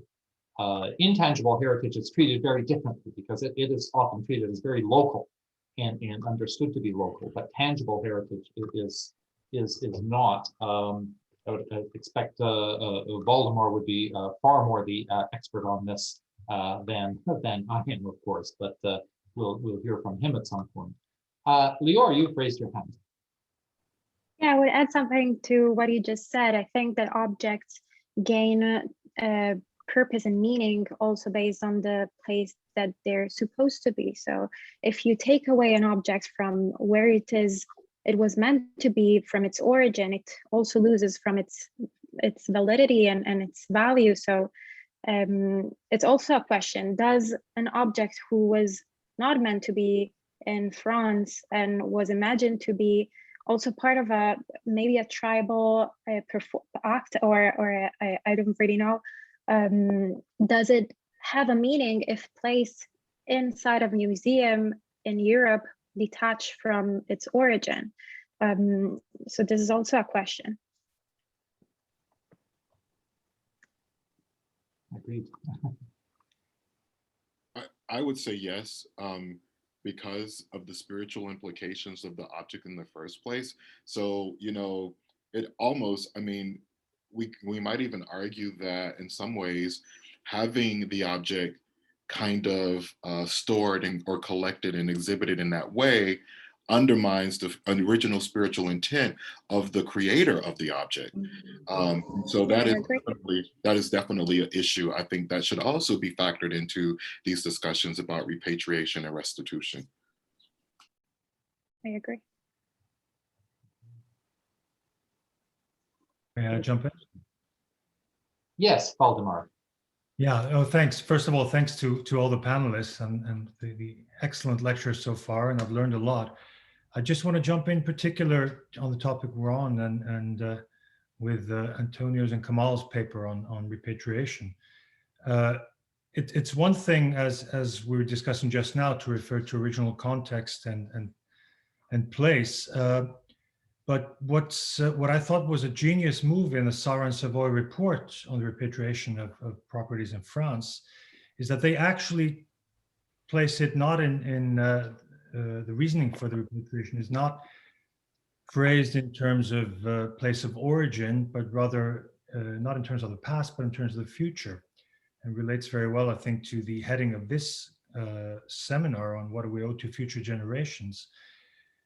Because their claim is that there's something very particular about cultural properties, historical cultural property from Africa, a reasoning that doesn't necessarily relate to repatriation, say, between either the UK and Greece or something like that, the Parthenon sculptures, which is that, according to their tally, 95% of historical cultural property from sub-Saharan Africa is outside Africa, in which 60% of the population is below the age of 20. So this is about creation of the future from the past. And I think that's a very striking point in their report and in their logic.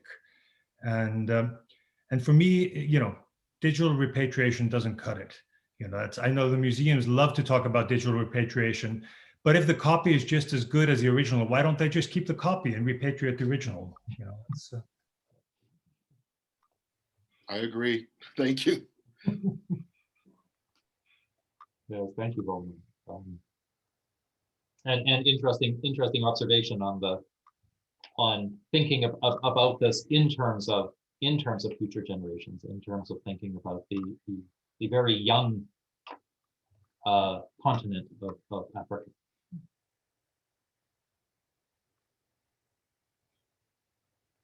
I couldn't find the raise hand button, so I'm just going to start talking instead. Sure.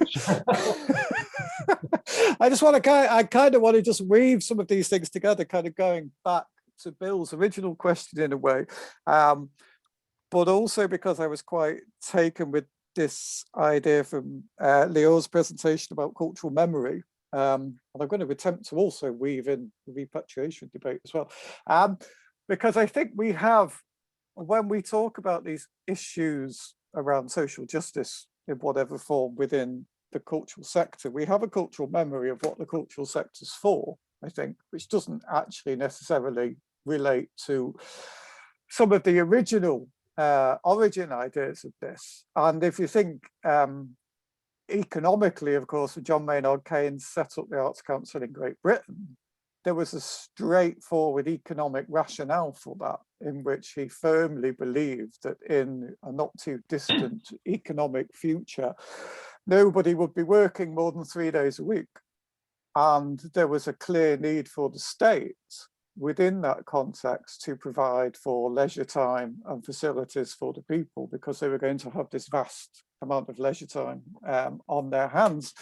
And we've kind of forgotten a lot of those original kind of economic arguments for why these institutions now exist. And I think one of the other things in terms of this, something that's become very obvious to me recently in terms of my own cultural memory, is that I came from a place of feeling that the cultural sector was a kind of de facto left-wing context in which to be and to work and exist.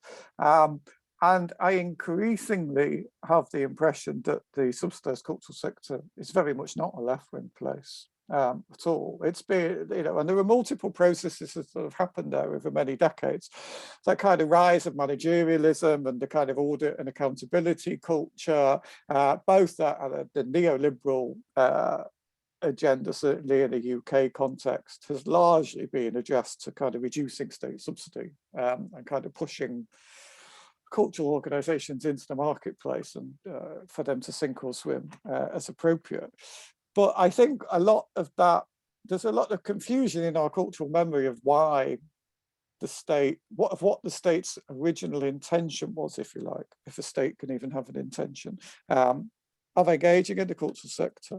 And so when we then come to question whether we see the cultural sector as a site of opposition, it creates, I think, some of the debates that we're having today, because you simply can no longer assume that the cultural sector is even a site for opposition. In so many instances, it's a site for the perpetuation of and the bolstering of hegemony or whichever of the, I believe, 13 different pronunciations we can allow ourselves for that word. But we can't work on these assumptions, whether they're cultural memory or whether they're narratives that are informing the sector. And I think the really interesting question for the cultural sector going forward is it's very good at trading in commodity, whether that be museum artifacts or museum shops or posters in the Tate Gallery. I think so much of the cultural sector works in the market already in a very deliberately neoliberal commodified way. I think the more interesting question for me is whether the cultural sector can act as a site of opposition. And I think whether we're talking about repatriation of African objects, or whether we're talking about democratic access to culture, or whether we're talking about reconstituting cultural memory, all of us kind of have an assumption that everybody in the sector is on the same page, and we're all working towards these social justice, ostensibly left-wing ideas. I wonder whether that's true, looking broadly at the sector. I know left wings come to mean something very bad in America now. I'm still clinging to the idea in the UK. It still means something good. We're holding on to the life raft of the term left wing at the moment. But anyway, I'll stop there. It's an interesting observation, Stephen, and I think there is confusion over what left wing actually means. In the United States, as I'm sure in the UK, there's constant referral to left wing academics and so on. And the confusion there is that most academics might have progressive views on many issues that support for, say, universal health insurance or a higher minimum wage and things like that, and yet be very conservative regarding their own institution And you only have to attend a few faculty meetings to find out just how conservative academics are when it comes to, say, changing the title of a course or changing curriculum. Very conservative institutions. And I think art institutions are the same way. So people might say work for an orchestra or a theater company and have very progressive views on many issues, but it doesn't necessarily mean they have tremendously progressive views on classical music or theater. So there are those. I think the U.S. culture wars of the 1990s that were so much centered on freedom of expression kind of pushed the nonprofit cultural sector to the left, or at least created an impression that because those arguments were grounded in art museums and the attacks were coming from the very conservative right wing, that somehow automatically the nonprofit sector was kind of a left tilted entity.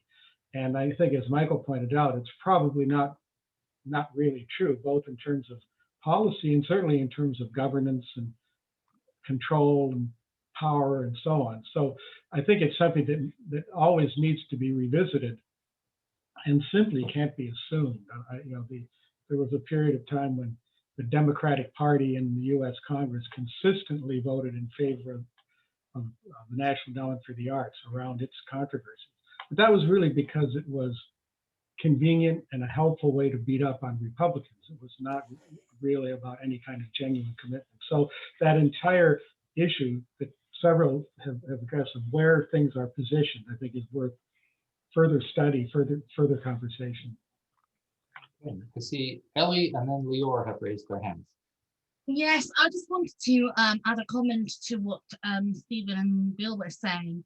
And in a sense, I think the argument Stephen and I try to make in our paper is precisely this. I think because of the predominance of those neoliberal values and the way that they have seeped into not just private but public institutions as well, it's very hard for people to think outside of those values. And I always find the quote from Michael Sandel very helpful, that we have moved from being a market economy to being a market society.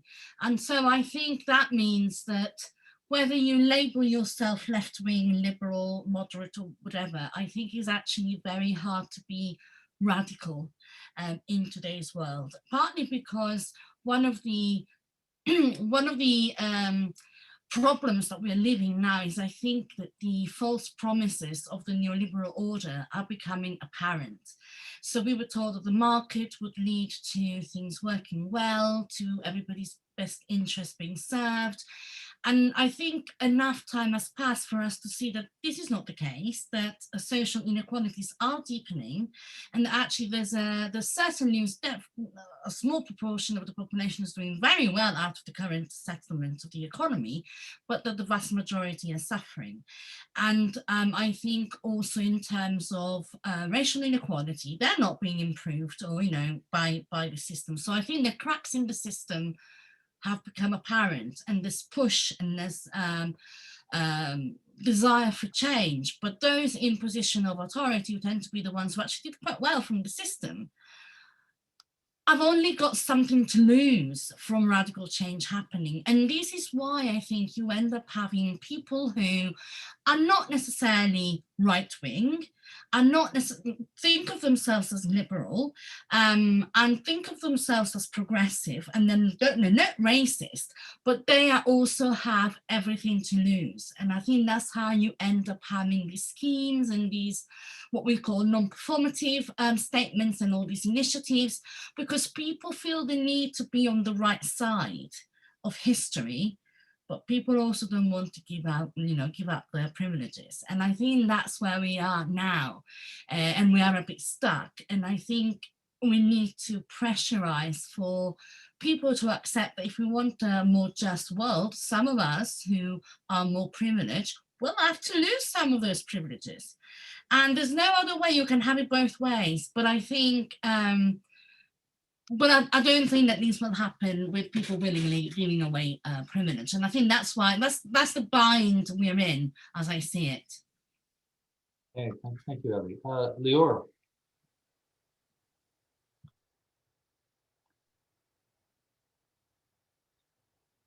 Can you hear me? Yes. Yes, I completely agree with Ali, and I just maybe want to add that it's also part of the problem that you spoke in your research with Stephen about the disproportion of representation into the art world and the cultural field. In a way, there's no interest in making a real change because this is not the interest of the majority of the people working in our field. We try to represent a global society with all their patterns and identities, but then the people working in the cultural field are mostly privileged.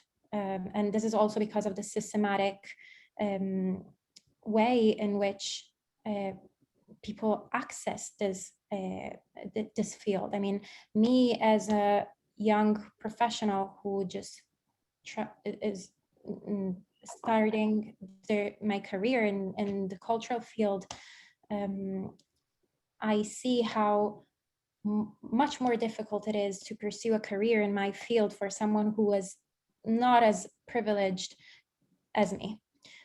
Someone who did not have the education that I pursue, or someone who do not have the family background that I do have. And this is a huge problem for cultural policy, because a lot of minorities simply don't have the access to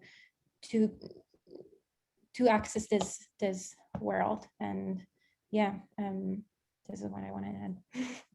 Okay. Thank you, Zero. Christian James, let's see your hand, please, and then Antonio. Thank you. I just wanted to add briefly that I think it's really important to, as cultural policy researchers, as sort of people with these privileges ourselves, and I'm including myself as a graduate student, that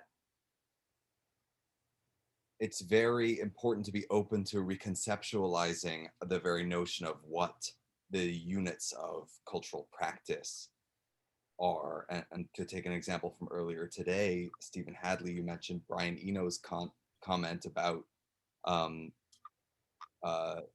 sort of the replication of pieces of music being a product of modern capitalist commodity.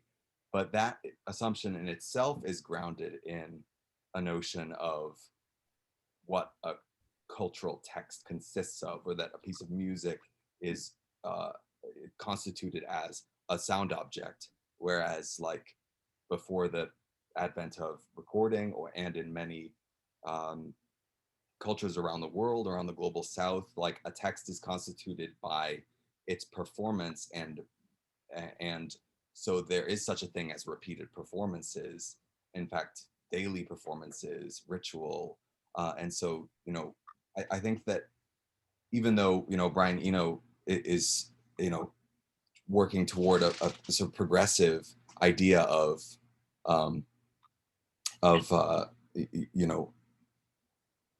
sort of getting rid of this notion of commodity, with this it's sort of ingrained in our basic assumptions, and I really applaud both